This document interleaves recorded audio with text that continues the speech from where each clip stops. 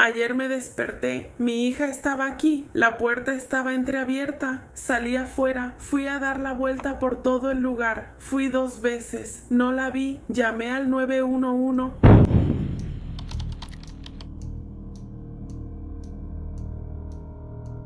Nicole Amari Hall, quien prefería que la llamaran por su segundo nombre, Amari, nació en algún momento de 2013. Su madre era Brittany Hall. Tenía 2 hermanos menores, un hermano y una hermana. Amari vivía en el condado de Gwinnett, Georgia, con su madre, sus hermanos y la pareja de su madre, que se llamaba Celeste Owens. Se decía que Amari era muy inteligente, observadora y que amaba a los animales. En la mañana del domingo 21 de noviembre de 2021, alrededor de las 9 a.m., la policía del condado de Gwinnett recibió una llamada telefónica de la madre de Amari, Brittany Hall. Ella les dijo a los policías que no había visto a su hija de 8 años desde la noche anterior. Brittany dijo que estaba sumamente preocupada por la seguridad de su hija, especialmente porque Amari tenía autismo y además eran nuevas en la zona. La familia vivía actualmente en el hotel Hometown Studios en Jimmy Carter Boulevard en Norcross, Georgia. Y llevaban ahí aproximadamente 2 o 3 meses antes de la desaparición de Amari. La madre de 27 años le dijo a las autoridades que Amari estaba en la habitación del hotel cuando ella se quedó dormida la noche anterior. Ella les dijo que se había quedado dormida entre la medianoche y la 1 de la mañana, pero cuando despertó, Amari no estaba por ningún lado y la puerta de la habitación del hotel estaba entreabierta. Durante la llamada al 911, Brittany también habló sobre cómo Amari tenía autismo y cómo había sido muy difícil últimamente. La última vez que vieron a Amari, llevaba puesta una chaqueta de piolín combinada con un conjunto de pijama blanco y azul. También se dijo que posiblemente llevaba sus lentes, así como unos zapatos arcoíris que se iluminan. Una vez que la policía llegó al hotel Hometown Studios, donde la familia se estaba hospedando, primero revisaron su habitación de hotel para ver si había alguna pista sobre a dónde había ido Amari. A partir de ahí, la policía buscó en el resto del hotel, incluso hicieron revisiones puerta por puerta buscando a Amari. Además, también buscaron en un radio de 3 millas alrededor del hotel. Ayer desperté y mi hija estaba aquí. Las puertas estaban entreabiertas, salí afuera, fui a dar la vuelta por todo el lugar, fui 2 veces, no la vi, llamé al 911, estuve aquí afuera como 4 o 5 horas, estuve buscando por todos lados, pero dijeron que solo buscaron en un radio de 3 millas. No es poca cosa, esta no es una buena zona, hay mucho tráfico de personas aquí. Ni siquiera quiero decir que pasó lo mismo. Ella es muy inteligente. Aunque es autista, está muy consciente de las cosas. Ella es muy observadora. Se envió un aviso de persona desaparecida para Amari a todos los medios de comunicación, pidiendo la ayuda del público para localizarla, ya que temían que estuviera en peligro. En este punto, la policía también había traído helicópteros y unidades caninas para ayudar en la búsqueda de Amari. Además, el Departamento de Servicios para Niños y Familias, que ya había tenido contacto previo con la familia, estaba trabajando en estrecha colaboración con la policía para tratar de encontrar a Amari. La policía buscó durante todo ese día, pero no la encontraron, y se preocuparon aún más porque se suponía que haría mucho frío durante la noche, y temían que la pequeña se congelara hasta morir. Al día siguiente, la búsqueda se reanudó por Amari. No fue hasta casi 48 horas después de que Amari fuera reportada como desaparecida, cuando el 23 de noviembre a las 10:45 de la mañana, Amari fue encontrada, pero no de la manera que todos esperaban. Su cuerpo fue encontrado en una zona boscosa del condado de DeKalb, cerca de Stone Mill Trace. El pequeño cuerpo de Amari fue hallado golpeado, con moretones y envuelto en una bolsa de basura. Una bolsa de basura que parecía haber sido arrojada descuidadamente en la zona boscosa, que estaba a unos 15 minutos del hotel donde vivían Amari, su madre y sus hermanos. En ese momento, los investigadores no tenían idea de cuánto tiempo había estado el cuerpo de Amari en el bosque ni cuánto tiempo llevaba muerta. Después del descubrimiento del cuerpo de Amari, la policía realizó una conferencia de prensa para informar al público que la habían encontrado. Las autoridades también declararon que aún no sabían cómo había muerto Amari. Sin embargo, creían que ella nunca había estado desaparecida desde el principio. Desde muy temprano en la investigación, la policía había sospechado de Brittany y Celeste. Cuando llegamos, nos reunimos con Brittany Hall, quien informó que su hija, Amari Hall, había estado desaparecida desde aproximadamente la medianoche de la noche anterior. Inmediatamente llevamos a cabo una operación a gran escala en la que trabajamos para localizar a Amari. Esto incluyó movilizar todos los recursos, nuestros helicópteros, nuestro equipo canino, realizamos búsquedas puerta por puerta. Realizamos una búsqueda exhaustiva y no hubo señales de Amari. Además, creemos que en este punto Amari no estaba necesariamente desaparecida porque no había indicios de que realmente fuera una niña desaparecida. Comparamos las declaraciones que obtuvimos de Brittany Hall y también de su pareja Celeste Owen. Comparamos esas declaraciones con las pruebas que reunimos y reconocimos que esas declaraciones eran en realidad falsas. En ese momento nuestra investigación pasó de ser un caso de persona desaparecida a ser en efecto un caso de homicidio. Me entristece profundamente informarles que a las 10:45 de esta mañana se descubrió el cuerpo de Amari Hall en el área de Stone Mill Trace, en el condado de DeKalb, cerca de la autopista Stone Mountain. En las próximas horas acusaremos a Celeste Owen de homicidio durante la comisión de un delito grave en relación con la muerte de Amari Hall. Además, Brittany Hall será acusada de encubrir la muerte de otra persona. También continuaremos investigando su papel en este asesinato. Mis condolencias están con la familia extensa de Amari Hall. Trabajamos diligentemente en este caso, los investigadores y nuestros oficiales de patrulla uniformados que salieron a buscar por la zona. Trabajamos muy duro y desafortunadamente estos no fueron los resultados que esperábamos. Pero dicho esto, estamos contentos de llevar a estas personas ante la justicia. Y me gustaría una vez más agradecer a los oficiales aquí presentes. También me gustaría agradecer a los residentes de los estudios Hometown, quienes fueron de gran ayuda en nuestra investigación mientras buscábamos a Amari de puerta en puerta. Además de eso, los investigadores obtuvieron las grabaciones de las cámaras de seguridad del hotel donde se hospedaba la familia. También pudieron obtener algunas grabaciones de seguridad de algunos negocios alrededor del hotel. Y al ver estas grabaciones, la policía se dio cuenta de que Amari no había sido vista ni una sola vez en ninguno de esos videos la noche en que supuestamente había desaparecido. Así que ahora que esto era una investigación de asesinato en lugar de solo un caso de persona desaparecida, la policía llamó a su unidad de víctimas especiales para ayudar en la investigación.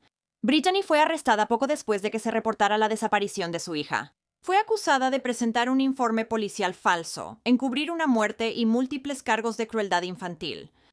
El último cargo estaba relacionado con el abuso no solo de Amari, sino también de sus dos hermanos menores. Brittany también fue acusada posteriormente de asesinato.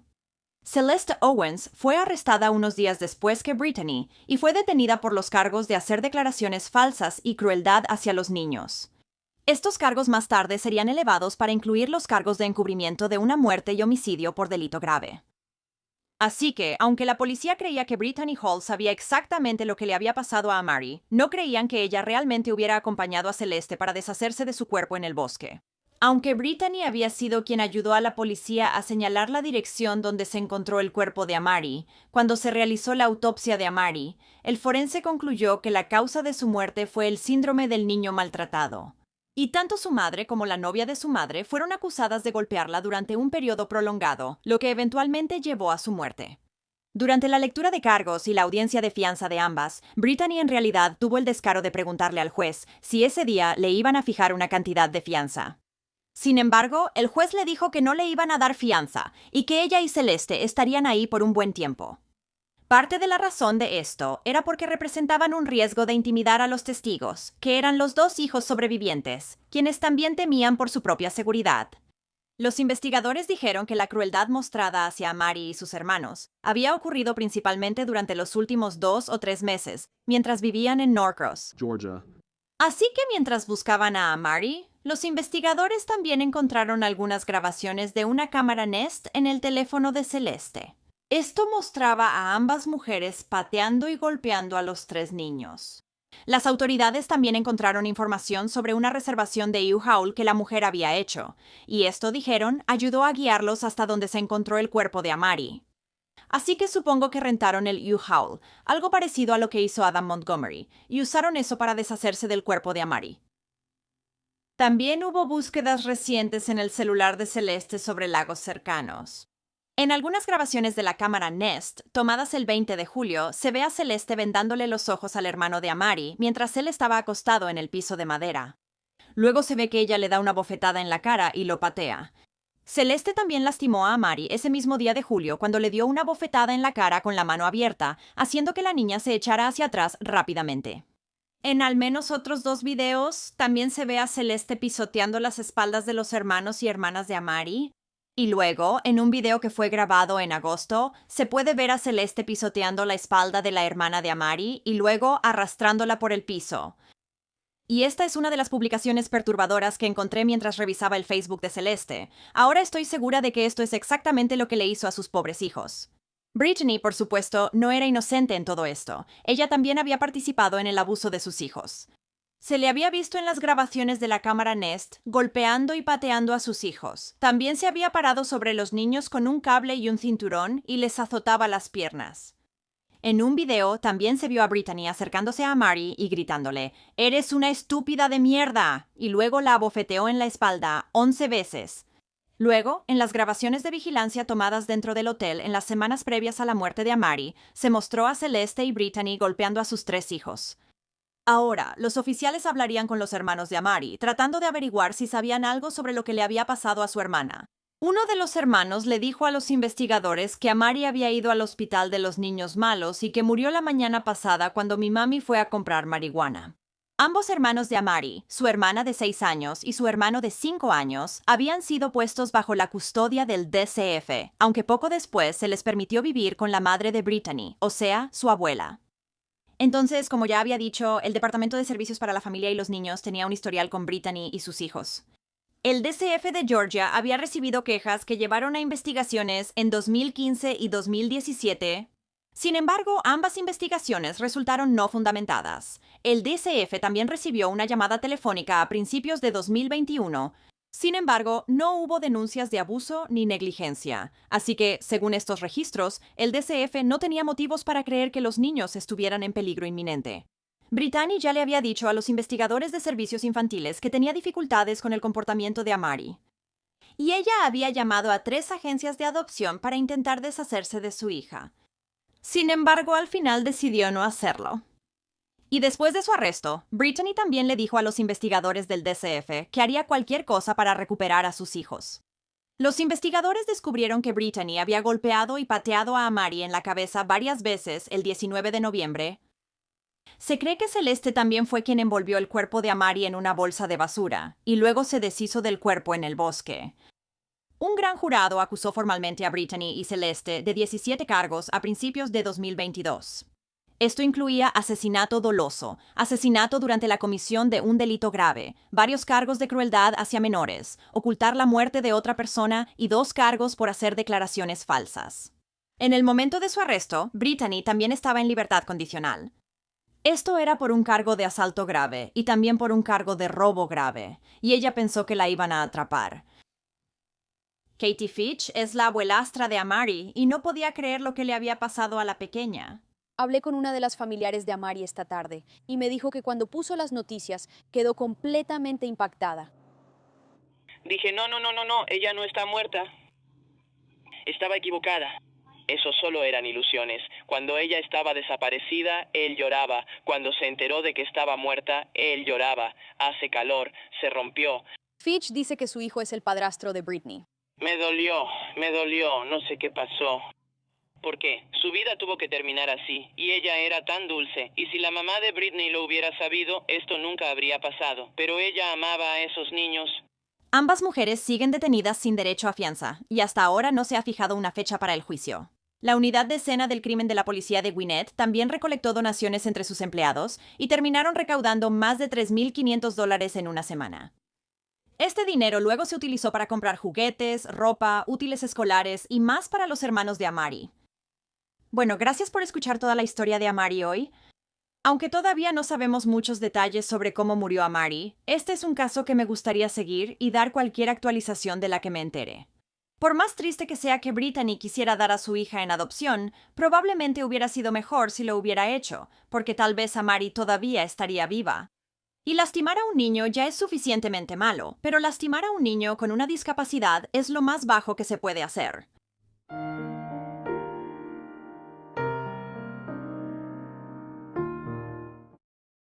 Necesito conseguir una abogada, Tim. Ni siquiera sé qué está pasando. Yo tampoco sé qué está pasando. Yo tampoco. Eso depende de ti. Quería hablar contigo. Kim, quería hablar contigo porque tú fuiste quien dijo que quería hablar conmigo. Sí, no sé. No sé qué pasó allá afuera, pero tengo que informarte cuáles son tus derechos. Así que si quieres hablar conmigo y podemos tratar de resolver esto, necesitaré tu firma. Pero no tienes que responder preguntas, ¿de acuerdo? Depende de ti. ¿Pero quieres hablar conmigo? Quiero hablar contigo porque creo que me vas a ayudar.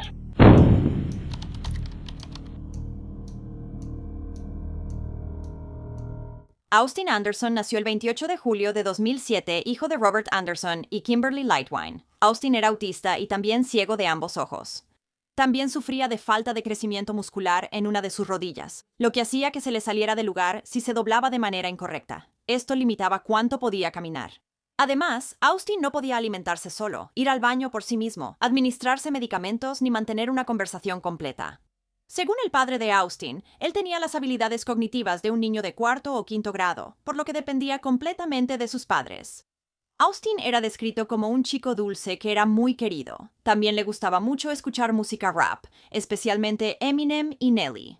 A Austin también le encantaban los Hot Wheels, todo lo relacionado con el agua y tocar su pianito. También disfrutaba mucho el sonido de la aspiradora. Tanto así, que se molestaba cuando su mamá terminaba de limpiar la casa y tenía que apagarla. Ahora, los padres de Austin se divorciaron cuando él era solo un bebé y vivía principalmente con su madre, Kimberly. Sin embargo, seguía viendo a su padre cada par de semanas. En algún momento, Kimberly también desarrolló una peligrosa adicción a la metanfetamina, con la que lucharía de manera intermitente durante la mayor parte de su vida. El 29 de agosto de 2016 en el condado de Polk, Missouri, fue un día de verano muy caluroso, con temperaturas que alcanzaron los 33 grados Celsius. Esa tarde, los oficiales del sheriff del condado de Polk encontrarían tanto a Kimberly como a Austin tirados boca abajo en un campo, a unos 6 metros de distancia uno del otro. Austin solo llevaba un pañal y Kimberly solo ropa interior. No muy lejos de ellos estaba la Ford Expedition de Kimberly. Cuando la policía se acercó a los dos, se dieron cuenta de que Kimberly aún respiraba. Sin embargo, Austin no. Kimberly, que en ese momento se sentía muy deshidratada, le pidió un poco de agua al oficial de policía.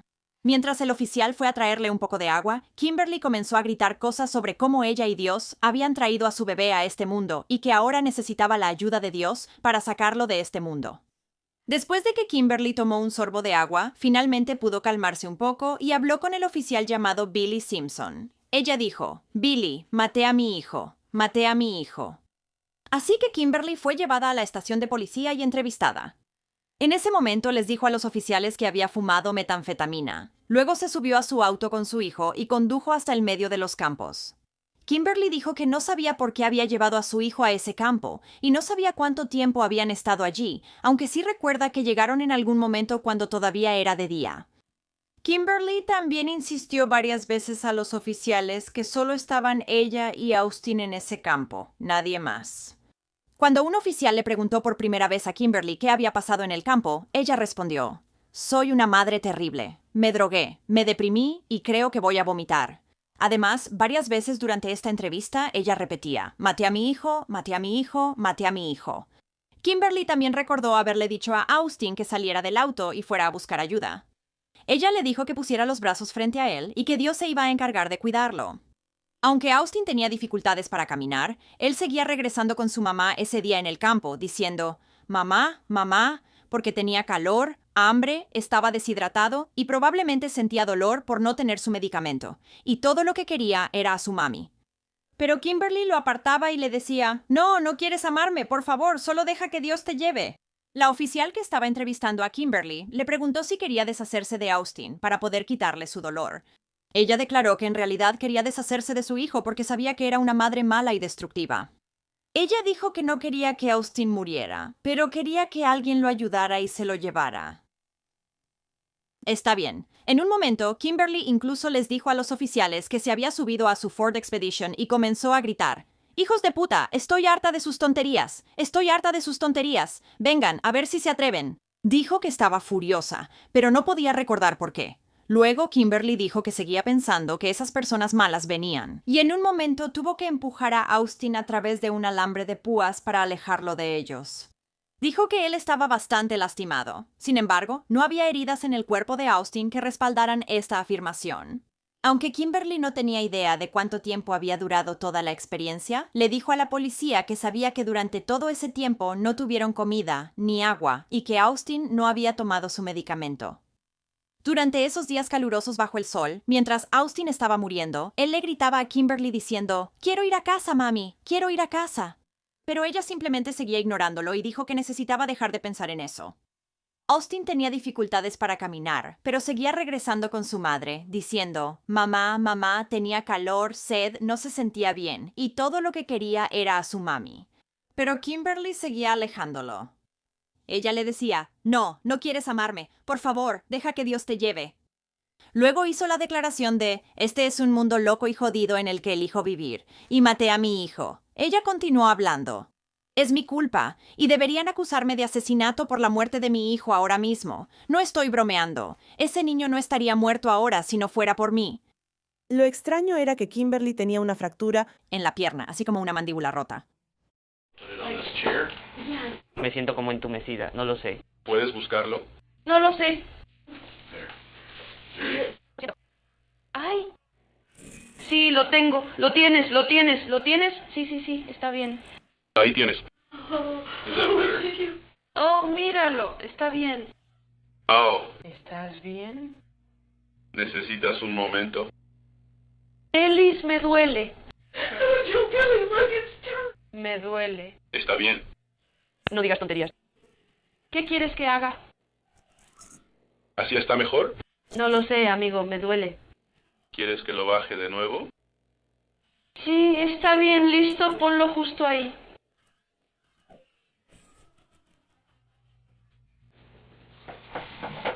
¿Necesitas un segundo? Está bien. ¿Le dijiste a la... ¿Le dijiste a la gente de la ambulancia que te dolía la pierna? Bueno, yo no lo hice, realmente no pasó. ¿Todo bien? Tomémonos un segundo. Puedes hacer que te revisen si quieres ir. No, está bien, está bien. Creo que él hizo que nos moviéramos de cierta manera. No lo sé. Bueno, si ese es el caso, intentemos hablar rápido. Entonces podemos hacer que estés lo más cómodo posible, ¿de acuerdo? ¿Está bien? Muy bien. ¿Dijiste que entendiste lo que te leí? Sí. Está bien. No fue tan genial. Me aseguraré de que sea su resfriado. Oye, necesitan que firmes aquí para que quede constancia de que te revisaron, ¿de acuerdo? Y luego tú y yo podemos hablar. Solo necesitan que firmes algo. La firma solo indica que no tuviste ninguna molestia médica que reportarnos. No quería ir al hospital. Solo firma con tu dedo en la casilla de la pantalla. En la casilla de la pantalla. Oh. Solo firma mi nombre. Sí. Ni siquiera. Está bien. Estoy bien, está bien. Lo escuché. Está bien, gracias, muy bien. Gracias. Te traeré más agua, ¿de acuerdo? Oye. Me aseguraré de que esté fría. Está bien, gracias.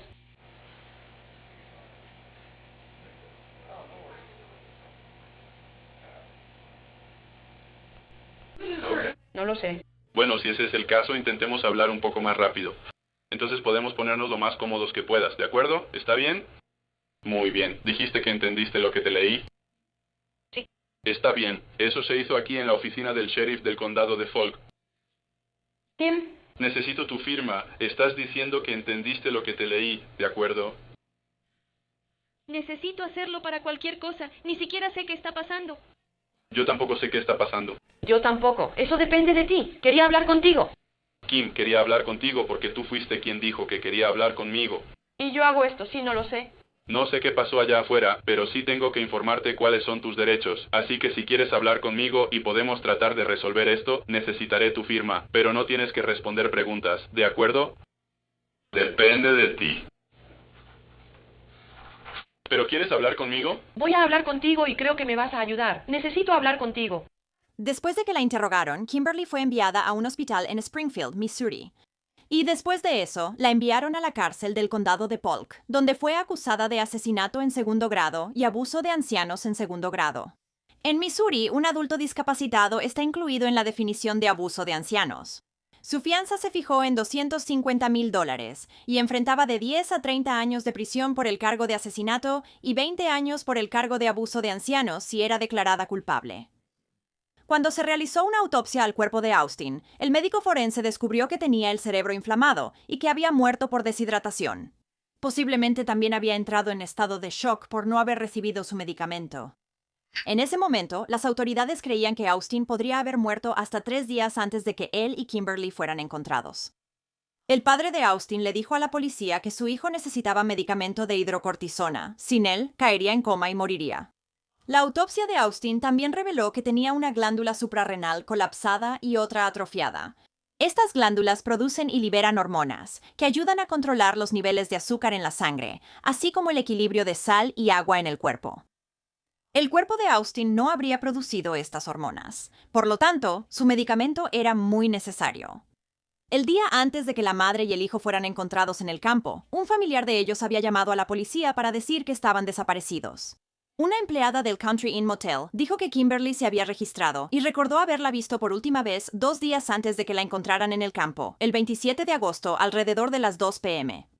Cuando la policía registró la habitación donde se habían hospedado la madre y el hijo, encontraron una botella parcialmente llena de hidrocortisona, así como evidencia de consumo de metanfetaminas. Algunos testigos también se presentaron diciendo que 2 días antes de que encontraran a Kimberly y Austin en el campo, Kimberly estaba en esa zona pidiendo direcciones. Y solo estaban ella y Austin, no había secuestradores. Cuando el padre de Austin habló con la policía, les dijo que Kimberly tenía muy mal carácter y un temperamento violento. Recordó un incidente en el que Austin accidentalmente pateó a su madre en la cabeza cuando ella intentaba meterlo a la cama porque él no podía hacerlo solo. Cuando hizo esto, supuestamente ella le agarró el brazo, lo jaló hacia ella y le gritó en la cara. Así que, aunque Kimberly había confesado varias veces durante varias horas, su hermana, Estefanía, habló con ella y dijo que ya había escuchado su versión de la historia y que las cosas no eran como parecían. Estefanía no creía que la policía estuviera investigando adecuadamente lo que le había pasado a Austin. Estefanía cree que en realidad Kimberly fue sacada con engaños de su departamento junto con Austin. Cuando salió al estacionamiento, 3 personas secuestraron a las 2, luego drogaron a Kimberly, las llevaron a un campo donde golpearon a Kimberly y dejaron a las 2 por muertas. Estefanía también insistió en que cuando Kimberly le dijo a la policía que había matado a su hijo, solo quería decir que no pudo levantarse del suelo para atender sus necesidades. No lo sé. Estefanía también dijo que cualquiera que conociera a su hermana sabía que no lastimaría a Austin porque lo amaba mucho. Estefanía sabía que Kimberly tenía antecedentes de consumo de drogas. Dijo que no estaba segura si el secuestro tenía algo que ver con eso o no. Aunque sí dijo que Kimberly conocía a las personas que la secuestraron, pero no estaba segura de su motivación. Y otra de las hermanas de Kimberly dijo que ella había sido violada durante el incidente porque después estaba hinchada, golpeada y lastimada en esa zona. Además, estaba molesta porque su hermana había sido interrogada antes de que la llevaran al hospital, ya que todavía estaba muy drogada. Dijo que algunas de las declaraciones de Kimberly ni siquiera tenían sentido, y 2 días después, Kimberly todavía no podía formar oraciones completas. Además, la hermana de Kimberly dijo que su pierna no solo estaba rota, sino que estaba gravemente fracturada. Y parecía que su cabeza y su cabello habían sido arrastrados. La hermana dice que la mujer acusada de asesinar a su hijo con necesidades especiales es una víctima. Algunas de las decisiones que tomó en la vida no fueron correctas. Estoy de acuerdo con eso. Pero ella nunca lastimaría intencionalmente a su hijo. Lo amaba más que a su propia vida. Sloga está leyendo este documento judicial por primera vez. Muchas de las cosas que está poniendo aquí son cosas que escribió cuando no estaba en su sano juicio. Este documento dice que Lightwine repetidamente dijo, maté a mi bebé. Creo que es horrible. No es verdad. Esta declaración de causa probable dice que Lightwine arrojó a su hijo por encima de la cerca de alambre de púas para alejarse de la gente mala. Austin no tenía ni una marca. No tenía ni una marca. Si arrojas a alguien contra una cerca de alambre de púas, va a tener marcas por todo el cuerpo. Cortes, raspones. Slogo cree que su hermana estaba tan drogada que estaba alucinando. Tenía una pierna destrozada. No iba a poder lanzar nada de un lado a otro de una cerca. Pero sí cree que su hermana fue violada, posiblemente por narcotraficantes. Son personas enfermas. Personas muy enfermas. Esto es lo que tenía en la pierna. Tenía cosas escritas con bolígrafo por toda la pierna. Mucho de eso no pudimos descifrarlo. Sí pude distinguir la palabra mentirosa y que había un pene dibujado en su pierna. Y ella, entre lágrimas, está pidiendo a los agentes del condado de Polk que investiguen lo que cree que sucedió. Es una lucha. La familia de Kimberly también decía que Austin fue encontrado dentro del auto. Nunca lo encontraron tirado en el campo como a Kimberly, lo cual contradecía lo que decía el informe policial.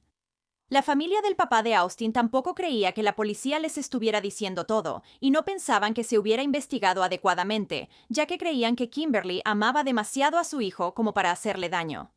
Una de estas familiares insistió en que Kimberly solo le estaba pidiendo a Austin que fuera a buscar ayuda ese día en el campo. Pero ella no creía que hubieran sido secuestrados, como pensaba, si Kimberly no hubiera elegido el estilo de vida que tenía. Muchas personas querían que se reanudara la búsqueda del asesino de Austin. No creían que fuera Kimberly y muchas, hasta el día de hoy, todavía no creen que haya sido ella. Kimberly pagó la fianza en octubre de 2016 y luego aceptó un acuerdo de culpabilidad en mayo de 2018 y se declaró culpable de homicidio involuntario en primer grado, así como de abuso de ancianos en segundo grado. La abogada de Kimberly también creía que ella y Austin habían sido secuestrados por 3 personas y luego abandonados en el campo para morir. También creía que ella había sido agredida sexualmente. Sin embargo, nunca se realizó un examen forense por agresión sexual. A pesar de que había algunos problemas con las pruebas del Estado, la abogada de Kimberly le había aconsejado aceptar el acuerdo de culpabilidad.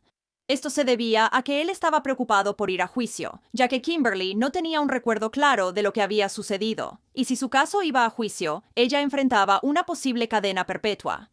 Kimberly también dijo que sentía que declararse culpable era su manera de aceptar la responsabilidad por su participación en el mundo de las drogas, lo cual finalmente contribuyó a la muerte de su hijo. Luego, en un momento durante esta audiencia, Kimberly le pidió a su abogada que saliera de la sala del tribunal. Después le dijo a la jueza que creía que su representación legal había sido inadecuada durante los últimos meses. Ella afirmó que no se realizaron declaraciones, incluyendo las de los primeros en responder y las personas a las que acusó de atacarla a ella y a su hijo. Kimberly también dijo que su abogada no respondió muchas de las preguntas que ella tenía. Kimberly Lightwine ha admitido haber consumido drogas ilegales antes de la muerte de su hijo por deshidratación y por no recibir su medicamento. Pero hoy en la corte, ella llevaba una camiseta que decía, Kimberly es inocente, su caso ha atraído a muchos simpatizantes. Empecé a ver cosas, ya sabes, reportes que no tenían sentido para mí, no la conozco personalmente. Ellos caminan por nuestras calles y se han salido con la suya. En un momento, Lightwine rompió en llanto incontrolable, lo que llevó a un receso en la corte. Ella les dijo a los miembros de su familia que está cansada de que la hagan ver como una asesina y quiere que la verdad salga a la luz. Ella le dijo al juez que su auto de la escena del crimen fue vendido con pruebas cruciales adentro, pero la oficina del sheriff del condado de Polk dice que sí procesó el auto en busca de pruebas. Hay muchas preguntas sin responder. No creo que sea justo. No creo que ella haya hecho esto, pero esa es mi opinión. Los hechos sugieren que hay más en esta historia y simplemente la han ocultado. Al final, se le ordenó completar un programa de tratamiento por abuso de sustancias de 120 días. Y si ella completaba esto, sería liberada de inmediato y puesta en libertad condicional por 5 años. Si no lo completaba, pasaría hasta 7 años en prisión. Así que como era su mejor opción, Kimberly completó el programa de tratamiento contra las drogas, y en febrero de 2019 quedó nuevamente en libertad. Ella reconoció que había tomado algunas malas decisiones que pusieron en peligro a ella y a su hijo. Pero aún insiste en que es víctima de un secuestro, así como de un sistema legal injusto. Hasta el día de hoy, Kimberly dice que no recuerda el interrogatorio que tuvo inicialmente con la policía. Se le estaban pasando los efectos de haber sido drogada, estaba deshidratada, tenía la mandíbula rota y una pierna rota. Deberían haberla llevado al hospital antes de interrogarla. Ahora, Kimberly afirmó que aunque había estado usando metanfetamina regularmente, en realidad había dejado de consumirla aproximadamente un mes antes de que ella y Austin fueran secuestrados. Sin embargo, ella creía que algunos de sus conocidos pensaban que ella le contaría a la policía sobre sus actividades criminales. Así que la secuestraron, la drogaron, la violaron, la golpearon y luego dejaron a ella y a su hijo en medio del campo. Pero si ese es el caso, ¿cómo llegó su auto ahí? A menos que ellos hayan conducido su auto y otro auto porque eran 3 personas. Y luego simplemente dejaron su auto ahí con ella para que pudiera escapar. ¿Por qué dejarían su auto ahí si la intención era matarla? También dijo que cuando le dijo a los detectives que había matado a su hijo, simplemente estaba expresando culpa como madre por no haber podido salvarlo. Y aunque no recuerda lo que pasó en el campo porque todo sigue siendo confuso, está segura de que fue un secuestro porque es lo único que tiene sentido. Si nunca hubiera elegido usar esa droga o estar cerca de ese tipo de personas, no habríamos terminado en ese campo. Así que cuando acepté declararme culpable de homicidio involuntario, sentí que eso era asumir la responsabilidad por las decisiones que tomé. ¿Recuerdo los hechos exactos de lo que me hicieron? No, no lo recuerdo. Fui drogada, fui golpeada y fui violada. Recuerdo mirar hacia arriba y ver a los policías. Y recuerdo pensar que ellos iban a ayudarme. Y seguía, solo recuerdo que perdía y recuperaba la conciencia. Y luego recuerdo estar en el interrogatorio y no podía mantener la cabeza erguida. Y recuerdo pensar que este detective me estaba protegiendo. Y recuerdo decirle, por favor, no me dejes sola. Y pensé que iban a regresar y acabar conmigo. Y recuerdo sentir que él me estaba ayudando. Y cuando veo esto en retrospectiva, no tengo palabras. Cuando dije, Dios mío, mi hijo está muerto, yo lo maté, es mi culpa. Cualquier madre que haya tomado cualquier tipo de decisión o que no haya podido salvar a su hijo o protegerlo de cualquier mal, va a sentirse responsable. Y de ahí venía exactamente eso, y quiero dejarlo claro. Ella también dijo que el programa de tratamiento le ha ayudado mucho y que ahora puede afrontar mejor las cosas. Aunque Austin no caminaba mucho y requería su atención constante, Kimberly dijo que eso era normal para ella. Y por eso le dolió tanto cuando las personas que seguían la historia asumieron que simplemente había perdido el control por la presión diaria de tener que cuidar a su hijo discapacitado. Pero dijo que nunca pensó en Austin como una carga. El funeral de Austin Anderson se llevó a cabo el 7 de septiembre de 2016 en la funeraria Fawn en Cassville, Missouri. Austin fue enterrado en el cementerio Mount Pleasant en Butterfield, Missouri. Bueno, gracias por escuchar toda la historia de Austin hoy. La forma en que Austin murió es horrible. No solo estaba deshidratado y no recibía su medicación necesaria, lo que hizo que su organismo dejara de funcionar. Pero su madre, a quien él amaba más que a nada en este mundo, como ella misma lo dijo, lo estaba alejando e ignorando sus súplicas mientras él moría. Es increíblemente triste, y ten en cuenta que también era ciego, así que eso lo hace aún más cruel. Pero mi otra pregunta es, si en verdad fue Kimberly quien mató a Austin, ¿cómo consiguió que esas palabras estuvieran arañadas en su piel en lugares a los que no podía alcanzar? ¿Y se rompió la pierna ella misma si fue ella quien lo hizo? Realmente no tiene sentido. ¿Tú qué piensas?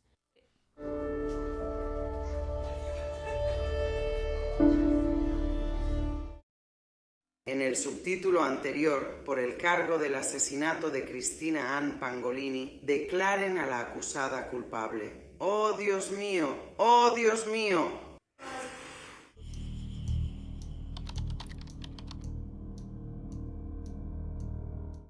Cristina Ann Pangalangan nació en Carolina del Sur el 28 de marzo de 2006, hija de Rita Frazier y Walter Pangalangan. Rita y Walter tuvieron dos hijas mayores en común, Ashley, que nació en 1989, y Elizabeth, que nació en 1992. Así que la pareja esperó bastante tiempo antes de tener a su tercera hija, Cristina. Cuando la niña nació, tenía algunas discapacidades, incluyendo parálisis cerebral, cuadriplegia espástica, retrasos en el desarrollo y un trastorno convulsivo. La cuadriplegia espástica es un tipo de parálisis cerebral que afecta la capacidad de la persona para mover y controlar eficientemente las cuatro extremidades. Por lo tanto, Cristina necesitaba usar una silla de ruedas. Debido a su discapacidad, también tenía problemas para tragar, así que solo podía comer pequeñas cantidades de alimentos sólidos.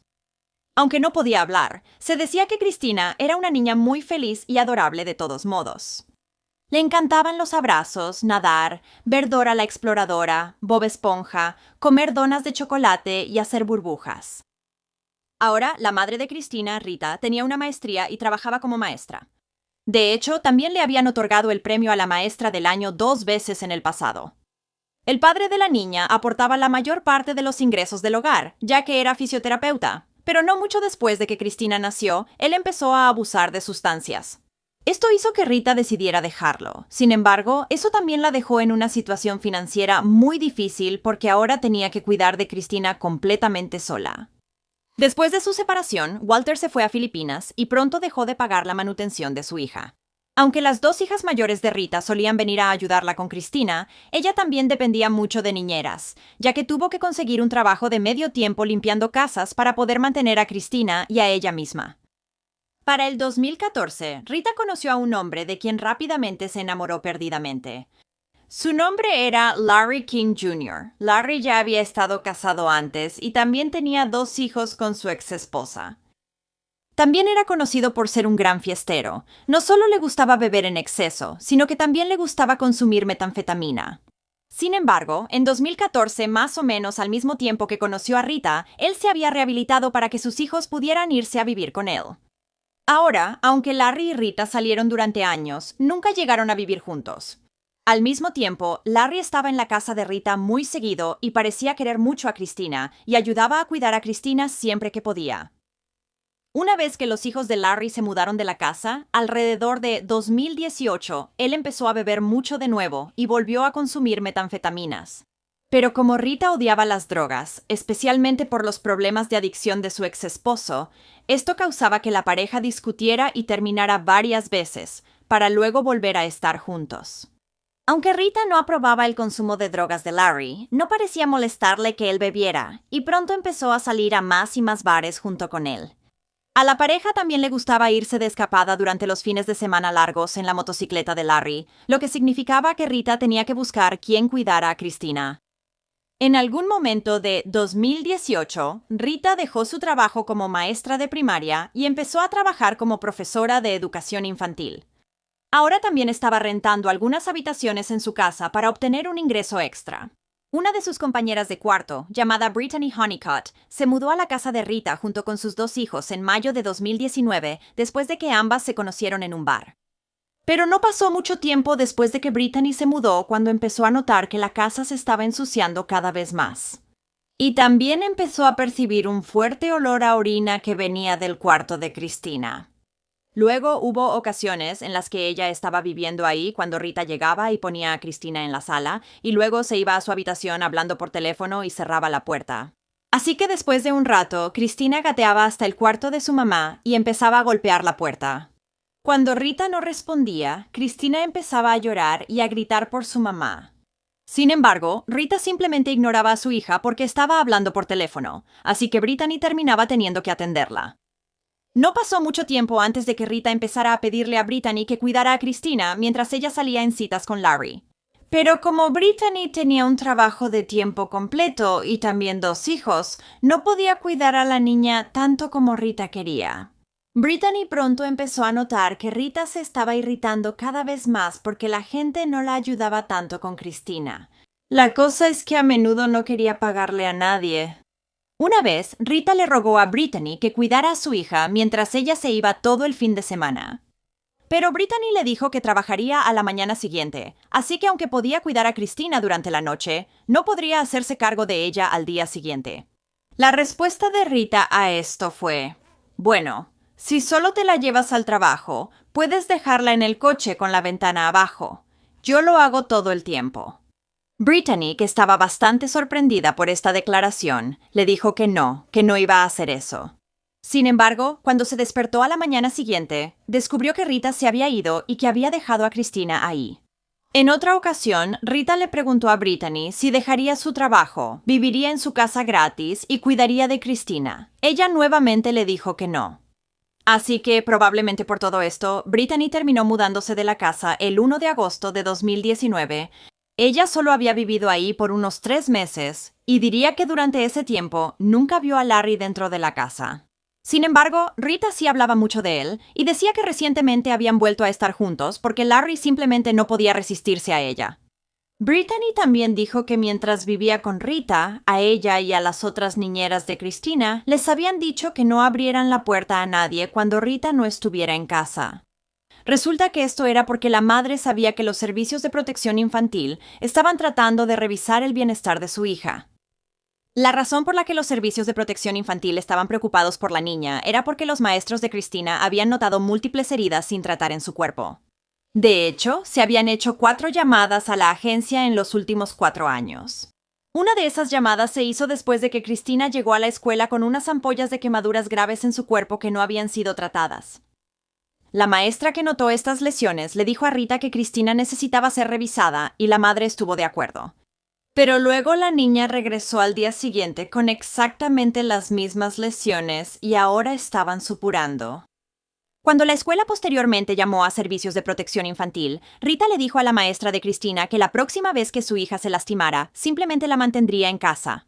Ahora, al día siguiente de que Brittany se mudó, el 2 de agosto Rita llevó a una de sus alumnas de educación preescolar llamada Lindsay para mostrarle cómo cuidar a Christina. Ella había convencido a la joven de 18 años de ayudarla a cuidar a su hija diciéndole que sería una buena experiencia de aprendizaje. Pero ese día, Lindsay solo se suponía que visitaría la casa para que Rita pudiera enseñarle cómo cuidar a Christina en el futuro. Sin embargo, eso no impidió que Rita le pidiera que se quedara y cuidara a Christina esa misma noche para que ella pudiera salir en una cita con Larry. Y aunque fue bastante repentino, Lindsay aceptó. Pero cuando Rita aún no había llegado a casa para las 9:30, empezó a preocuparse. Luego recibió un mensaje de texto de ella diciendo que no regresaría hasta la mañana siguiente, lo cual era algo con lo que Lindsay absolutamente no estaba de acuerdo. Luego, Rita tampoco regresó a casa al día siguiente. No volvería hasta la noche del domingo 4 de agosto, y cuando lo hizo, trató de justificar su comportamiento diciendo que Larry tenía una intoxicación alimentaria y que necesitaba cuidarlo. Más tarde esa misma noche, Rita subió a Christina a su auto y la llevó a la casa de Larry y pasaron la noche allí. Pero a la tarde siguiente, el 5 de agosto, Larry y Rita estaban llamando frenéticamente al 911. ¿Cuál es la dirección de la emergencia? 911. Hola. Emergencias, 911. Hola, hola. Hello, what's the address of your emergency? Oiga, tengo una emergencia. Es cuestión de vida o muerte. Arthur, ¿qué pasa? ¿Dónde está la casa? Nuestra hija se quedó encerrada en el coche. Empezamos mañana. Pero vieron que mi niña dejó las llaves dentro del coche. Tuvimos que correr a su casa para conseguir la llave, regresar. ¿Cuál es la dirección que tienes? 11.685.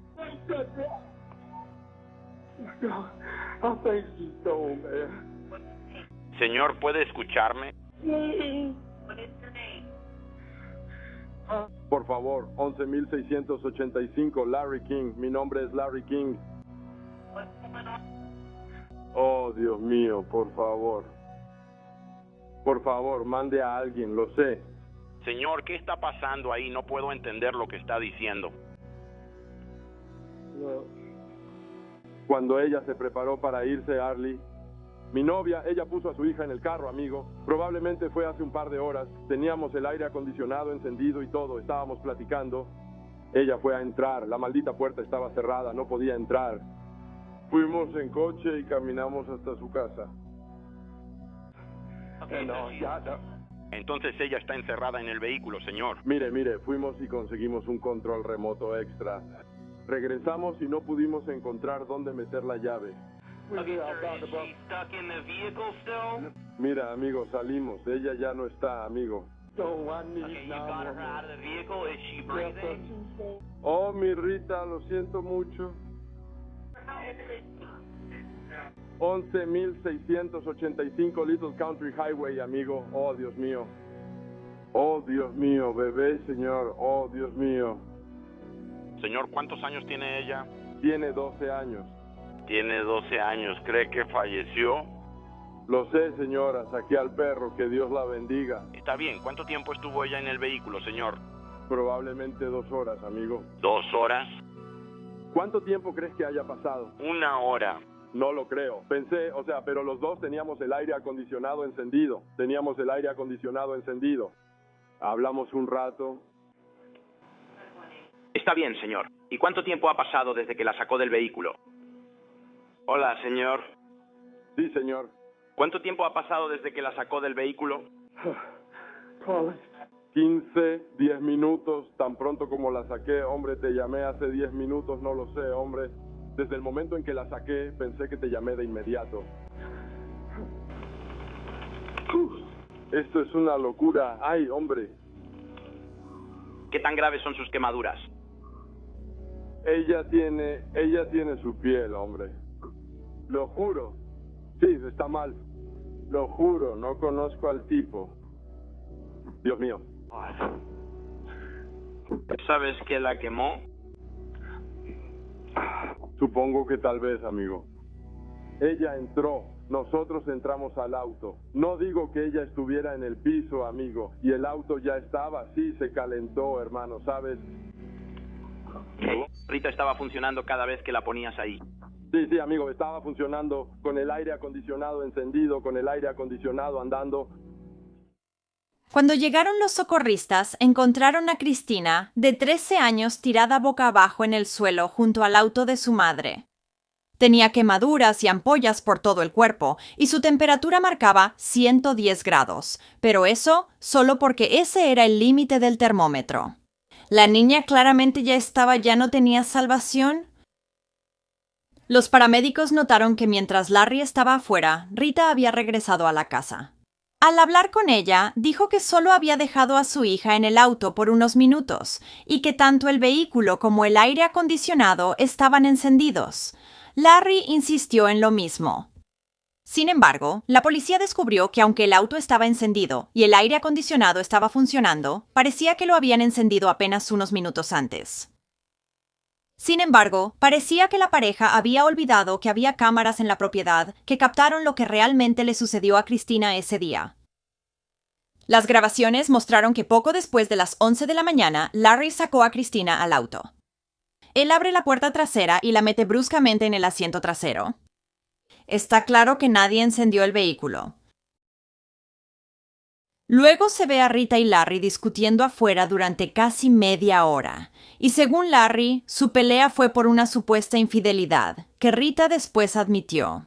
Larry también afirmó que los dos habían estado de fiesta todo el fin de semana, bebiendo y consumiendo metanfetamina. En ese momento, él estaba exhausto y quería evitar cualquier confrontación. Así que le pidió a Rita que se fuera, diciéndole que hablarían más sobre eso después. Después de su discusión, entraron a la casa durante unos 45 minutos. A las 12:30 p.m., Rita sale de nuevo y se sube al asiento del conductor del auto. Luego se queda sentada ahí por un minuto antes de volver a bajarse, abrir la puerta trasera y revisar a Cristina. Pero no la lleva de regreso adentro. En cambio, cierra la puerta del auto y se va de nuevo. Tanto Rita como Larry salen de nuevo alrededor de la 1:45 p.m. y empiezan a discutir. Pronto, la pelea se convierte en abrazos, besos y luego regresan juntos a la casa para tener relaciones sexuales.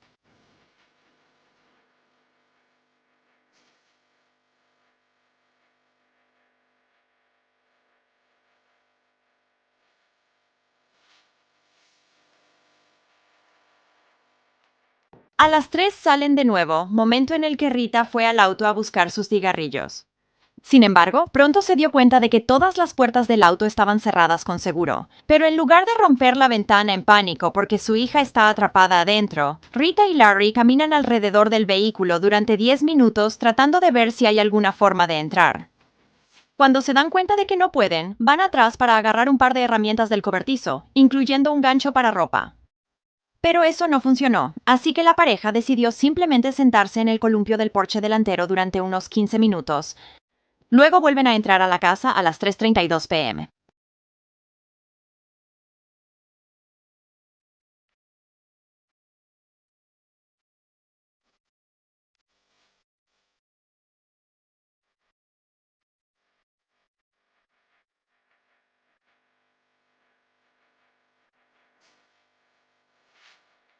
Salen por la puerta trasera de la casa unos 5 minutos después y se suben a la camioneta de Larry. Después de seguir perdiendo el tiempo, se dirigen a la casa de Rita en un intento de encontrar una llave de repuesto para su vehículo.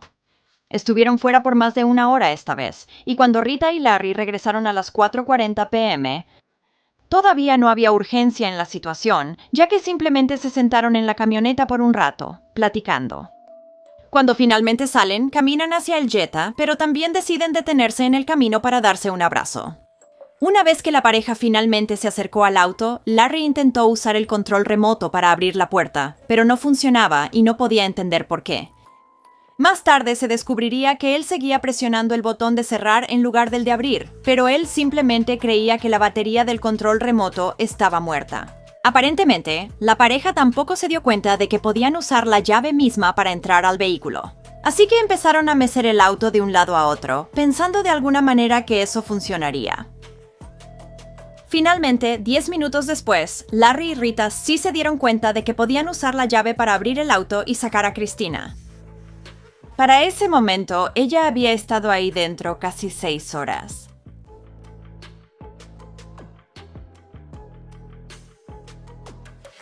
Ahora, cuando finalmente encontraron a Christina, Rita no tomó a su pequeña para ver si estaba bien. En vez de eso, ella regresó a la casa mientras Larry sacaba a Christina del auto y la ponía boca abajo sobre el pasto. Una autopsia al cuerpo de la niña de 13 años reveló que tenía vómito en los pulmones. También estaba desnutrida y tenía infecciones preexistentes que habían sido causadas por una mala higiene. Se determinó que la causa de su muerte fue hipertermia. Tanto Rita como Larry fueron arrestados y acusados de asesinato, conspiración criminal y causar gran daño corporal a una menor. Mientras esperaban sus juicios, Larry pagó su fianza de $50,000 y Rita pagó su fianza de $100,000. Así que los dos estaban en libertad mientras tanto. Aunque parecía que la pareja había estado bajo los efectos de alguna droga en el momento de la muerte de Christina, y los análisis de sangre tanto para Rita como para Larry dieron positivo a metanfetamina. Según Rita, ella no había consumido ninguna sustancia ilegal ese día y tampoco lo había hecho nunca antes. Esto fue algo que la hija mayor de Rita también confirmó, diciendo que su madre absolutamente odiaba las drogas. En cambio, ella afirmó que Larry debió haber puesto algo en una de las bebidas de Rita ese día. Su hija incluso dijo que su madre odiaba tanto la marihuana que la denunció ante Servicios de Protección Infantil solo por fumar marihuana una vez. Pero si de verdad Rita hubiera sido drogada en secreto por Larry, ¿no crees que se habría dado cuenta? ¿Y que habría estado bastante molesta con él? En lugar de ser captada por la cámara, abrazándolo, besándolo y entrando a la casa para tener relaciones sexuales, como dijo Larry. Larry y Rita irían a juicio en septiembre de 2023. Durante este tiempo, su defensa intentó argumentar que, aunque la pareja dejó a Christina, de 13 años, en el auto durante 6 horas completas, ellos tenían la impresión de que el vehículo y el aire acondicionado estaban encendidos. Sin embargo, la fiscalía creía que Christina no era más que una carga no deseada para la pareja. No solo existía la evidencia muy incriminatoria de las grabaciones de las cámaras de seguridad para probar su punto, sino que los fiscales también revelaron otra información impactante. Le dijeron al tribunal que se había encontrado una pistola cargada en el asiento trasero, justo al lado de donde Christina había estado sentada. Además, lo que hacía que Rita no pareciera una madre en duelo era el hecho de que, mientras estaba en libertad bajo fianza, se había enamorado y se había vuelto a casar. Pero sorprendentemente, las hijas de Rita seguían defendiéndola. Una de ellas, Elizabeth, incluso testificó durante el juicio y habló sobre lo buena madre que era Rita y cuánto amaba a todos sus hijos, incluida Christina. Elizabeth habló sobre cómo Rita trataba a Christina como una princesa y nunca le decía que no. Cuéntanos un poco sobre tu madre. Sí, pues nacida y criada en Walterboro, ella me crió a mí y a mi hermana menor, así que estuve en la casa por mucho tiempo cuando trajimos a Christina del hospital. Ella fue el milagro por el que habíamos estado rezando. Fue muy difícil para mi mamá volver a quedar embarazada después de mí. Eso fue un poco complicado.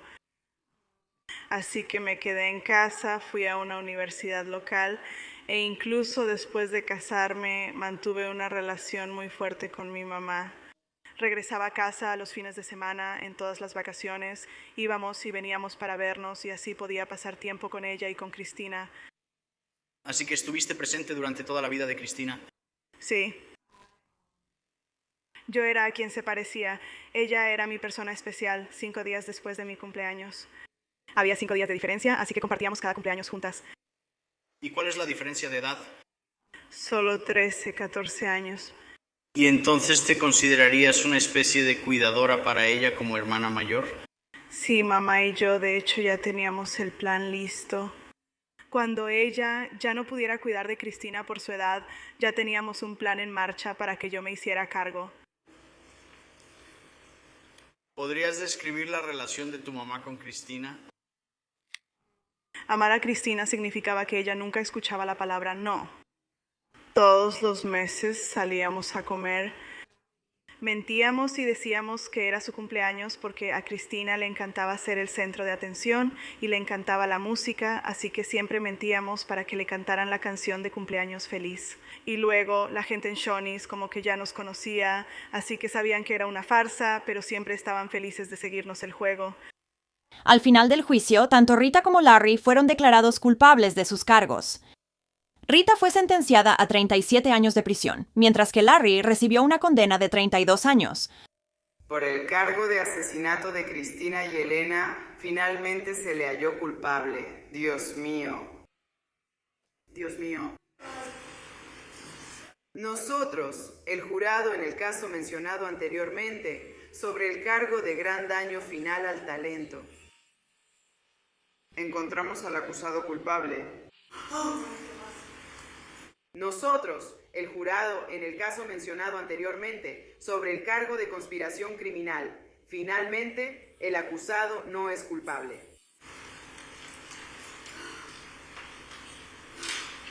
Y está firmado por la presidenta del jurado. Sí. No necesitas mencionar el nombre de la cuarta persona. Firmado por la cuarta persona. Sí.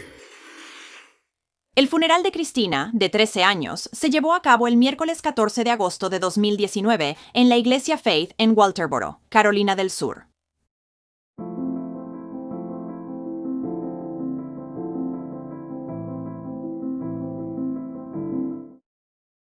Harry era mi mejor amigo, así que cada día se vuelve más y más difícil. El padre de un niño discapacitado de 6 años que fue encontrado muerto el pasado diciembre en este complejo de condominios en Clinton Township quiere justicia para su hijo.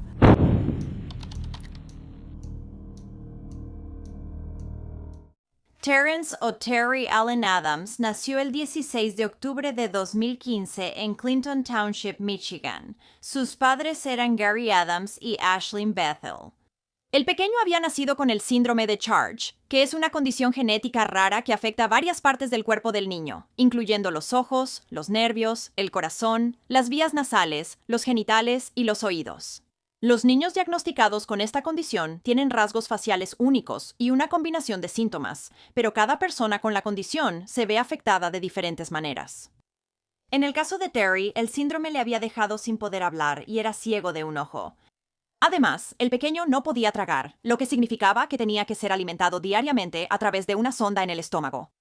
Pero a pesar de su condición, Terry había superado muchos obstáculos, como aprender a caminar y ver parcialmente. Se le describía como un niño pequeño, feliz y activo. Le encantaba jugar con su iPad y aprender cosas nuevas todos los días. Además, Terry tenía una hermanita con la que le encantaba jugar.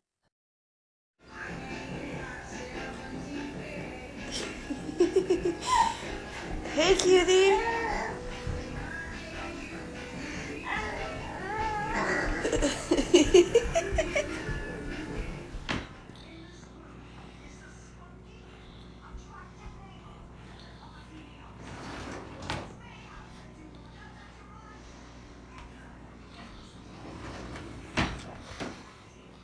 En algún momento, a finales de 2020, los padres de Terry se separaron y él comenzó a pasar las semanas con su madre Ashlyn y los fines de semana en la casa de su padre Gary. Unos meses después, a principios de 2021, Ashlyn conoció y comenzó a salir con un hombre nuevo, Hunter Locke Hughes, de 19 años. Casi tan pronto como Hunter llegó a la vida de Terry, las cosas con el pequeño empezaron a cambiar. Empezó a comportarse de manera diferente, y su familia comenzó a notar que regresaba a la casa de su padre con lesiones preocupantes. Entre junio y diciembre de 2021, los servicios de protección infantil fueron llamados al menos 6 veces por denuncias de abuso mientras Terry estaba en la casa de su madre. Se reportó que el pequeño tenía múltiples lesiones graves en su cuerpo, incluyendo ojos morados, muchos moretones y un brazo roto. El padre de Terry, Gary, también empezó a notar que cuando llevaba a su hijo a la casa de su madre, el pequeño comenzaba a llorar y protestar. Él no quería ir. Por eso no me gusta traerlo de regreso a casa. Cada vez que estamos en la cuadra, él está gritando, llorando. Obviamente él no quería estar aquí. ¿Hay algo que está pasando en su casa, sin duda? Los familiares de Terry no eran los únicos que notaban heridas en su cuerpo. Una vez, sus maestros en la escuela notaron que le faltaba un gran mechón de cabello, como si se lo hubieran arrancado. También se habían comunicado varias veces con los servicios de protección infantil. Pero la madre de Terry, Ashlyn, siempre tenía excusas para sus lesiones, que principalmente consistían en culpar a Terry de hacerse daño a sí mismo o a la hermanita de Terry, que en ese entonces tenía 1 año, por causarlas. También hubo algunos momentos captados por la cámara del timbre ring que mostraban el ambiente volátil en el que Terry estaba viviendo con su madre. En un video, se puede ver a Ashlyn teniendo lo que parece ser un colapso total en el cuarto de Terry, mientras el pequeño simplemente está acostado en silencio en su cama, en una esquina del cuarto. Te voy a matar, maldita sea. Te voy a matar, maldita sea. No quiero que me molesten. ¿Qué puedes hacer? Son mis hijos. Ambos son mis hijos. Sí, mi papá. En otro video, de nuevo, Ashlyn parece estar teniendo una crisis nerviosa, mientras la hermanita de Terry simplemente deambula por la casa sin supervisión.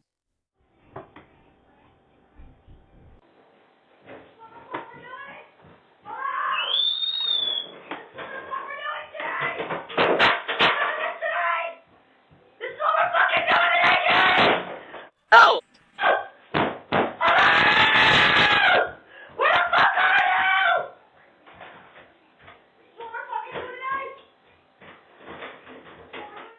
Finalmente, en agosto de 2021, Terry fue retirado de la casa de su madre después de que lo llevaran de urgencia al hospital.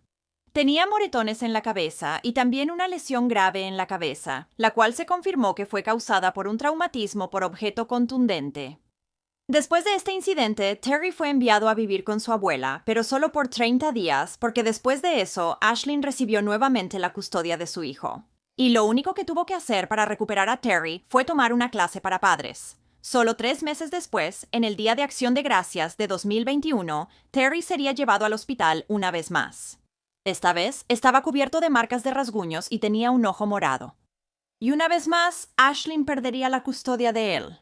Pero solo fue por un corto periodo de tiempo otra vez, porque completó algunas clases para padres y recuperó la custodia de Terry. Al reunir al pequeño con su madre esta vez, los servicios de protección infantil implementaron un plan de protección infantil. En este plan, se estableció que el novio de Ashlyn, Hunter, no debía estar cerca de Terry. Esto se debía a que se creía que él era el único que le estaba haciendo daño al pequeño. Algo de lo que no estoy completamente convencida después de ver los videos de Ashlyn perdiendo totalmente el control frente a los niños. Pero no lo sé. La cosa es que cada vez que se decía que los servicios de protección infantil iban a la casa de Ashlyn para revisar a Terry y, ya sabes, su bienestar, contactaban a la madre al menos 15 minutos antes de llegar para avisarle que iban en camino. Lo que significaba que Ashlyn tenía tiempo de sobra para sacar a su novio y poner las cosas en orden. Ahora dime por qué. ¿Por qué cualquier organización destinada a proteger a los niños le avisaría a un padre con anticipación que van a ir a revisar el bienestar de su hijo? Luego, el 28 de diciembre de 2021, los servicios de protección infantil hicieron su última visita a la casa donde Terry vivía con su madre y, sin que ellos lo supieran, con el novio de su madre, Hunter. La razón por la que esta fue su última visita fue porque solo unas horas después, Terry fue llevado de urgencia al hospital, donde fallecería. Ese mismo día, más temprano, la madre de Terry, Ashlyn, tuvo que ir a trabajar a Domino's, así que decidió que iba a dejar que Hunter cuidara a Terry y a la hermana de Terry, que tenía 23 meses. Los abuelos de Ashlyn, que normalmente cuidaban a los niños, estaban enfermos en ese momento, así que ella tomó la decisión de dejar que Hunter, de 19 años, los cuidara en su lugar. Según Hunter, en cuanto la mamá de Terry salió de la casa ese día, el pequeño se puso muy molesto y empezó a llorar y a vomitar. Se había ensuciado todo, así que Hunter llenó la bañera para limpiarlo. Luego, una vez que Terry estaba en la tina, volvió a vomitar. Así que Hunter lo sacó, lo envolvió en una toalla y lo puso en el sofá para que viera la televisión. Después de eso, Hunter salió de la habitación y fue al dormitorio para llamar a Ashlyn. Afirmó que no apartó la vista de Terry por más de 6 minutos cuando escuchó a la hermana menor del niño gritar desde el baño. Hunter corrió y encontró a Terry inconsciente y de lado en la bañera. Estaba bajo el agua, así que Hunter lo sacó rápidamente y llamó a Ashlyn.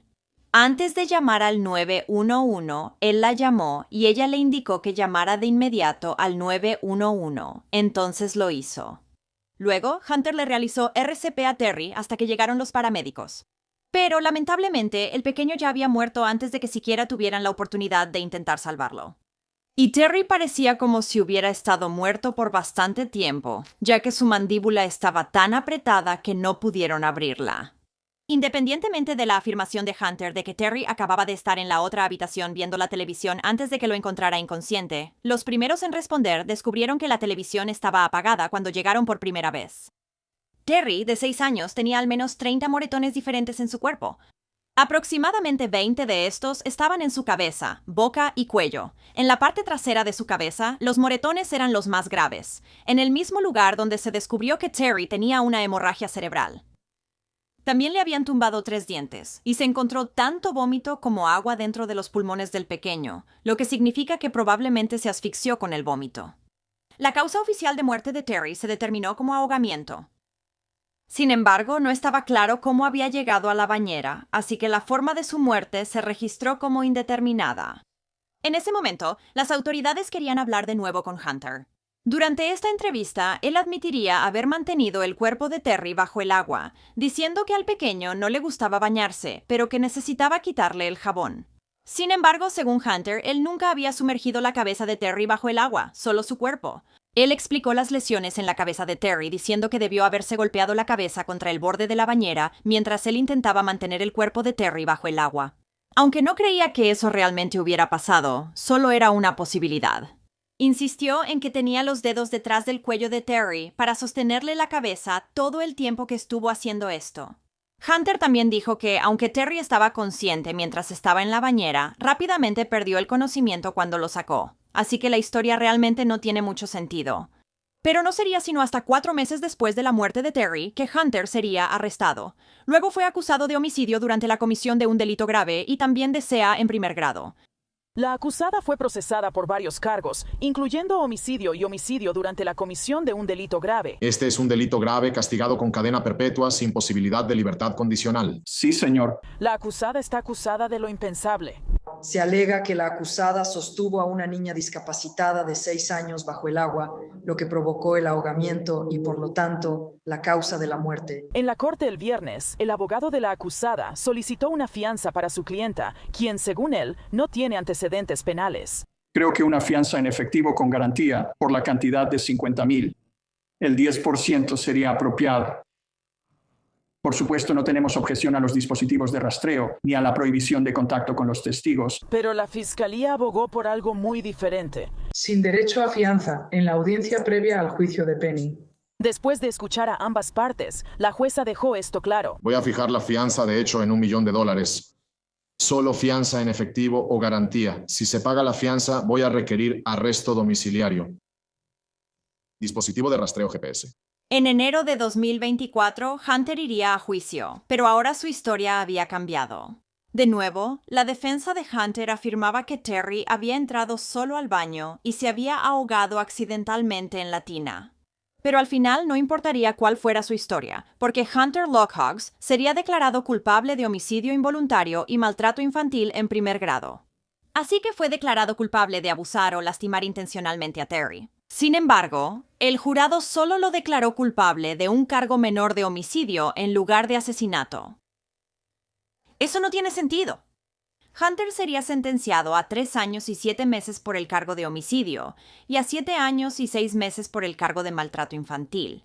Ambas sentencias se cumplirán de manera concurrente o al mismo tiempo. También se le dio crédito por el tiempo que ya había cumplido, que fue casi de 2 años. Así que Hunter tiene aproximadamente 5 años y medio más por cumplir en este momento. Eso es todo por matar a un niño con discapacidad. Con toda razón, la familia de Terry no estaba contenta con la sentencia que le dieron a Hunter y la llamaron una bofetada en la cara. Además, estaban molestos porque la madre de Terry, Ashlyn, nunca fue acusada en relación con su asesinato, aunque ella sabía que no debía tener a Terry cerca de Hunter, y había permitido o participado en lastimar al pequeño antes de su muerte. No se hizo justicia. Ya hemos luchado esta batalla antes, hablo en serio. Asesinato. Tuvimos varias quejas.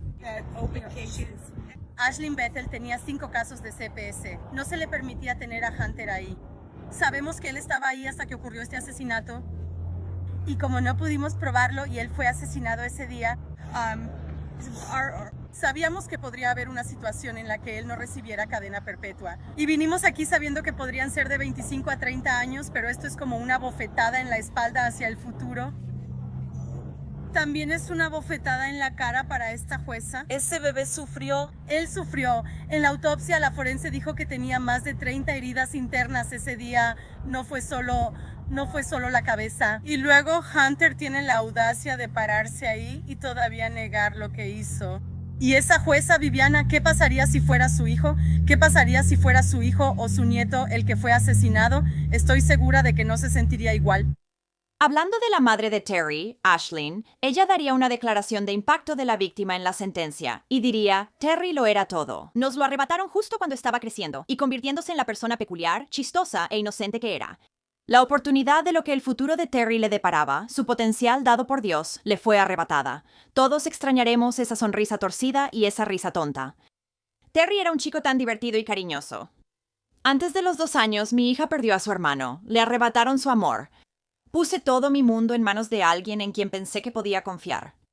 Siempre será mi mayor arrepentimiento. ¿Cómo voy a confiar de nuevo en mi propio juicio? Esto siempre será una lucha al tratar de seguir adelante con la vida de mi hija y la mía. Una carga que nunca debía haber tenido que soportar. Pero ella misma se puso a sí misma y a Terry en esa posición. Nadie más. El padre de Terry, Gary, haría su propia declaración de impacto de la víctima en la que diría, Terry era toda mi vida. Aunque Terry no podía hablar, compartíamos nuestro propio lenguaje y yo sabía cómo nos sentíamos todo el tiempo. Luego, refiriéndose a Hunter, Gary dijo, de todos sus desafíos, este duele más.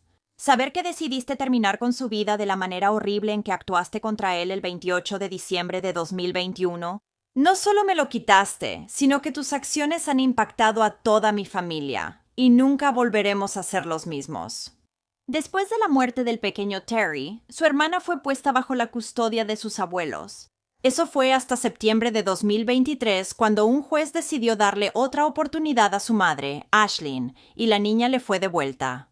Desde entonces, la familia paterna ha estado intentando recuperar la custodia de la hermanita de Terry y que se le retiren los derechos parentales a Ashlyn. La familia de Terry también está esperando que se realice una auditoría a los servicios de protección infantil de Michigan. Sin embargo, eso sigue retrasándose una y otra vez.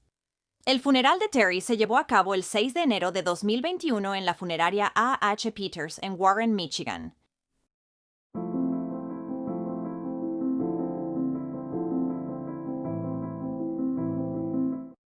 Bueno, gracias por escuchar la historia de Terry hoy. Este pequeño no obtuvo la justicia que merece. El hombre que lo mató casi no fue castigado. Y su madre, quien permitió que todo esto sucediera, no fue castigada ni un poco. Es indignante. ¿Tú qué opinas de esto? Un niño que fue reportado como desaparecido a las 3:30 de esta mañana, aquí en la cuadra 400 de la avenida Xenia, acaba de ser encontrado muerto. Tenemos a un niño autista no verbal, alguien indefenso que debería ser cuidado y protegido, y el hecho de que, ya sabes, llevaba varias semanas fallecido.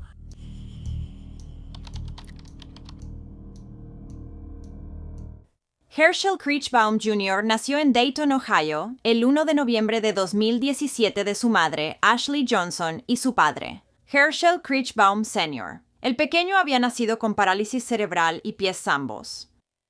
También era autista y no verbal. Y aunque Herschel usaba una silla de ruedas la mayor parte del tiempo para desplazarse, aún podía caminar distancias cortas sin ayuda. El niño de 7 años era estudiante en la escuela primaria Ruskin, y se decía que era un niño dulce, cariñoso y feliz que simplemente te enternecía. Siempre estaba sonriendo y cuando se emocionaba saltaba en su silla. Herschel amaba Paw Patrol, Cocomelon, Alpha Blocks, Spider-Man, Bluey y jugar con carritos y camiones. También tenía una hermana mayor llamada Nevea, que también era autista. Los padres del niño, Herschel Sr. y Ashley, habían estado en una relación hasta que su hijo tenía aproximadamente 2 años. Una vez que se separaron, la pareja cedió la custodia temporal del niño pequeño a la madre de Herschel Sr., Missy Kriechbaum. Se ha dicho que la razón de este cambio de custodia fue debido a los problemas continuos de Ashley y Herschel Sr. con las drogas. Sin embargo, después de que la abuela de Herschel, Missy, sufrió un grave accidente automovilístico que la dejó incapacitada a finales de 2024, ya no pudo seguir cuidando a su nieto. Así que el pequeño volvió a vivir con su madre Ashley, mientras su abuela estaba en el hospital recuperándose. Pero no pasó mucho tiempo hasta que la madre de Herschel dejó de permitir que su padre biológico y su abuela lo vieran. El padre dijo que no había visto a su hijo desde el verano de 2024, y la abuela de Herschel afirmó que no había tenido contacto con él desde mayo de 2025. Pocos días antes de que se reportara su desaparición el 30 de junio, su padre biológico publicó en sus redes sociales diciendo que tenía miedo de no volver a ver a ninguno de sus hijos. Luego, en las primeras horas de la mañana del 12 de julio de 2025, el Departamento de Policía de Dayton recibió una llamada telefónica diciendo que Herschel había sido secuestrado. El novio de su madre, Michael Kendrick, llamó a las autoridades a las 3:45 y dijo que alguien lo había golpeado y luego se había llevado al niño. La policía casi de inmediato comenzó a pedir ayuda al público para localizar al pequeño Herschel Kriechbaum, de 7 años. Se informó que había desaparecido de la cuadra 400 de la avenida Xenia y que fue visto por última vez usando una camiseta gris con dibujos animados y pantalones deportivos grises. Se le describió como un niño de cabello castaño y ojos color avellana. Las autoridades también informaron que, aunque se desconocía el paradero del niño, su silla de ruedas había sido localizada. Poco después, alrededor de las 4:20 a.m., se anotó en el registro de llamadas del despachador que no había indicios de que Herschel hubiera sido secuestrado, sino que simplemente estaba desaparecido. El registro también anotó que Michael Kendrick, de 38 años, estaba intoxicado en el momento en que se realizó la llamada. Luego se registró la casa donde vivía Herschel, así como el área circundante. Los investigadores incluso utilizaron drones para ayudar a localizarlo, pero sin éxito. De manera sospechosa, se descubrió que un hombre sin hogar estaba en posesión de la silla de ruedas del niño. Y, según se informa, el hombre les dijo a los oficiales que los padres de Herschel se la habían dado semanas antes. Dado que la desaparición del niño de 7 años claramente parecía sospechosa, su madre Ashley y su novio Michael fueron llevados a la estación de policía, donde fueron entrevistados por separado por los detectives. Fue en ese momento cuando la verdad sobre dónde estaba Herschel y lo que le había pasado empezó a salir a la luz. Ashley informó a los oficiales que su hijo en realidad no estaba desaparecido, sino que estaba muerto. Y que en realidad había muerto casi 6 semanas antes. Ella declaró que a finales de mayo había estado en el hospital durante un total de 11 días, sometiéndose y recuperándose de una cirugía. Mientras ella estaba fuera, Herschel y su hermana habían quedado al cuidado de Michael. Y al regresar a casa, nunca volvió a ver al niño. Según Ashley, su novio le había dicho que su hijo había muerto por causas naturales. Sí, con solo 7 años, y aparentemente ella le creyó. Michael luego se deshizo del cuerpo del niño cerca de unas vías del tren. Cuando Michael fue entrevistado posteriormente por los detectives, admitió que Herschel había muerto bajo su cuidado semanas antes. Mientras se suponía que debía estar cuidando al pequeño, empezó a beber. Alrededor de la misma época, Michael tuvo una discusión por teléfono con alguien que aún no ha sido identificado, durante la cual perdió el control y comenzó a golpear a Herschel en la cabeza. Luego lo empujó, haciendo que rebotara en el suelo y se golpeara otras partes del cuerpo. Herschel murió al día siguiente mientras estaba en la ducha. Aunque en ninguno de los artículos de noticias que encontré se menciona con quién estaba hablando Michael por teléfono, me pregunto si era la madre de Herschel, Ashley, y si ella escuchó todo lo que pasó. Una vez que el niño murió, Michael les dijo a los oficiales que había mantenido su cuerpo en la casa hasta que empezó a oler mal. En ese momento lo movió a un congelador por un tiempo antes de ponerlo en una maleta y deshacerse de él en un campo cubierto de pasto. Después de unas semanas, Michael regresó al área y recuperó los huesos de Herschel. Luego los dejó en una bolsa en la cuadra 100 de la calle McClure. Tras esta confesión, Michael Kendrick, de 38 años, fue arrestado y fichado en la cárcel del condado de Montgomery. Actualmente está acusado de manipulación de pruebas y abuso grave de un cadáver. Y se espera que se agreguen más cargos en el futuro, dependiendo de los resultados del examen forense al cuerpo de Herschel. Al mismo tiempo, alrededor de las 7:30 p.m., los oficiales fueron enviados al lugar donde Michael les había dicho que podían encontrar a Herschel. Y cerca del puente de la calle McClure encontraron sus restos.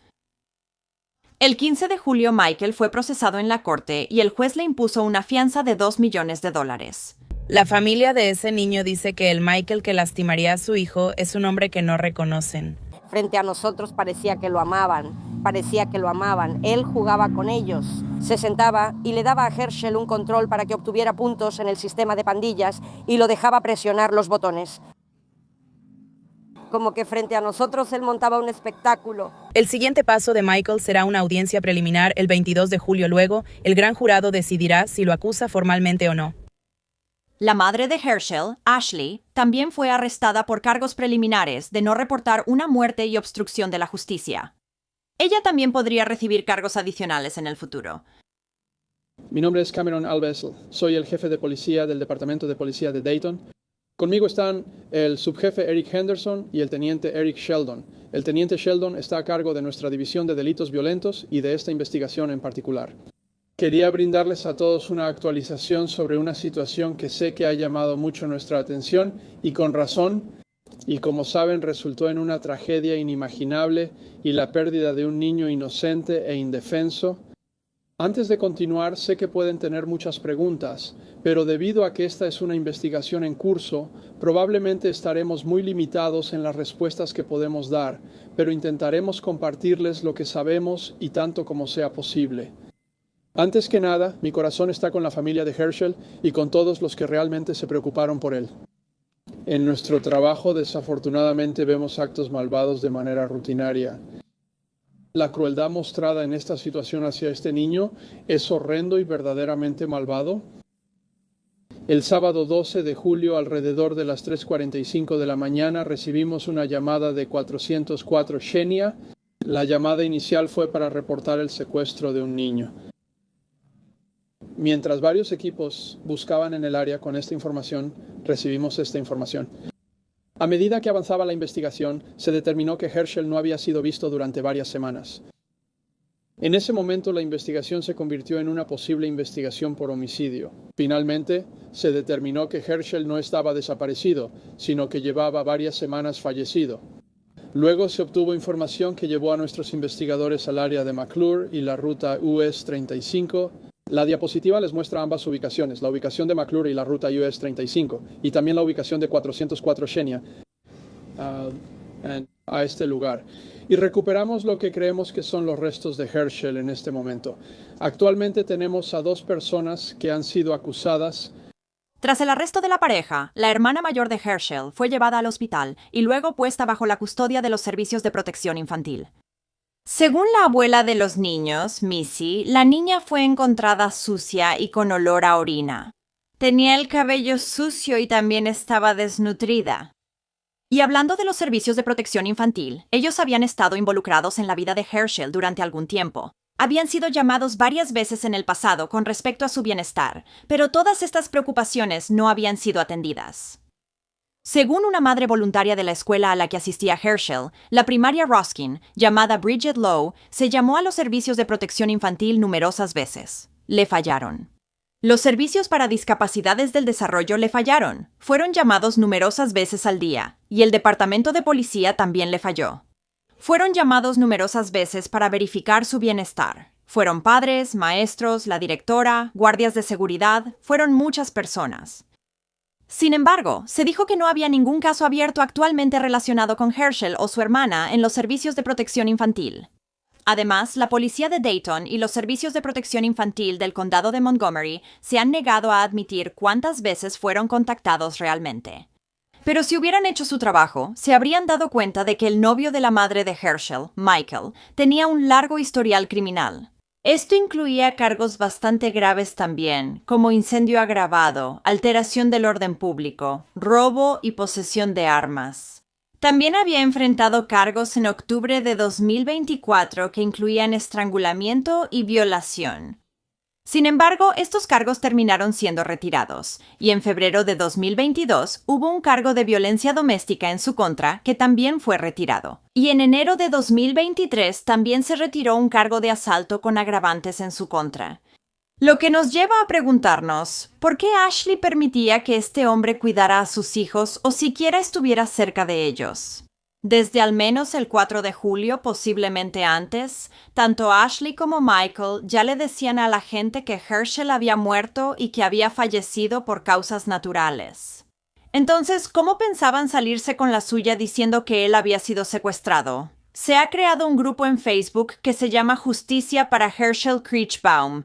Y aunque muchas personas siguen apoyando a la abuela del niño, Missy, muchas también se han preguntado por qué la abuela, que tenía la custodia legal de él desde que tenía 2 años, no se comunicó al menos con una llamada telefónica para saber de él en las últimas 6 semanas.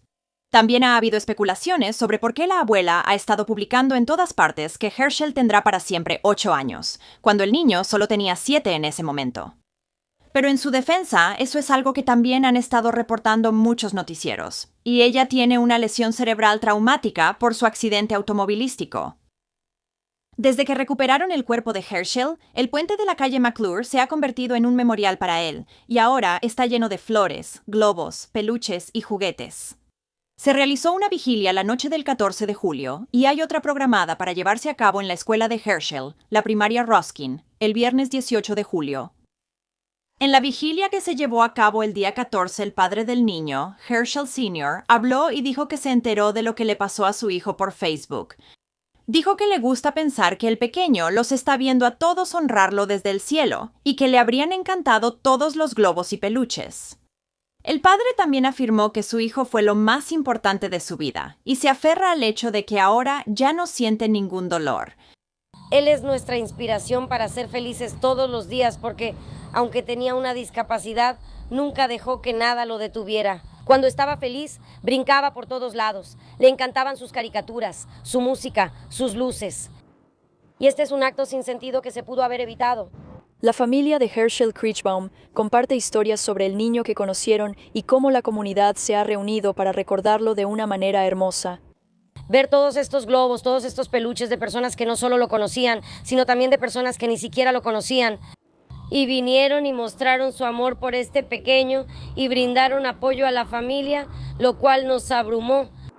Chastity Rollins, la tía de Kreechbaum, promete alzar la voz sobre lo que le pasó y exige que se haga justicia.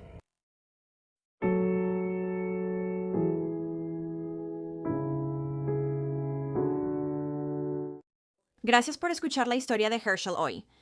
¿Cómo es posible que alguien pueda lastimar a un niño discapacitado que solo tiene amor y confianza hacia esa persona? Claramente es algo que solo un verdadero monstruo sería capaz de hacer.